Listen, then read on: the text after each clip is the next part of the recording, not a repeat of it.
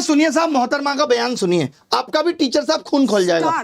Star teacher, YouTube वाले star teacher, YouTube वाले star teacher, जानना ना कौड़ी, कभी ब्लैक बोर्ड लेकर कुछ एक्सप्लेनर बनाते हैं, खाली व्यूज बटोरते हैं, उटपटांग ग्रैब्स लिखते हैं और उसके बाद से अपने आप को इतना महारथी समझने लगते हैं कि कुछ लोग उनको फॉलो करने लगते हैं उनके तमाशे की वजह से, और फिर वो जाकर जहां पर जो आता है वो बोलते हैं और उसके दम पर फिर वो पैसे वसूलते हैं, छात्रों से वसूलते हैं। बिल्कुल तुम्हारी तरह एकदम बात है। ये जो एक्सप्लेनर बनाने वाले यूट्यूबर्स हैं और जो शिक्षक हैं उनमें फर्क है, वो फर्क सबको समझना पड़ेगा।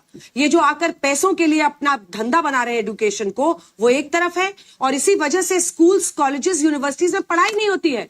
बच्चों से कह दिया जाता है कि भैया तुम कोचिंग सेंटर कोई ज्वाइन कर लो तभी तुम क्रैक कर पाओगे। ये कैसी व्यवस्था में हम जी रहे हैं? ये बहुत बड़ा सवाल है। आज बहुत बड़ा सवाल किया है मैडम ने कि जो यूट्यूब पे पढ़ा रहे हैं और जो शिक्षक हैं उनमें फर्क है। वही शिक्षक जिन्होंने ओएसएम में कितनी गड़बड़ियां की हैं, उन्हीं शिक्षक की बात हो रही है। यूट्यूब का टीचर हम जैसे तमाम लोग जिन्होंने लोगों को पढ़ा करके सरकार के अंदर भेजा। सोचिए, वो मैडम कह रही है कि फर्क होता है। फर्क मैडम रियल मीडिया और आपके जैसी चाटुकारी मीडिया में भी होता है। पता है आपको, यह समझना पड़ेगा। जिस तरीके से आप कह रही ना व्यूज के लिए, आप टीआरपी के लिए किस तरीके से स्टूडियो के अंदर घमासान कराती हैं वो दुनिया ने देखा है कि कोई लॉजिक नहीं, सिर्फ उलूल जुलूल बातें।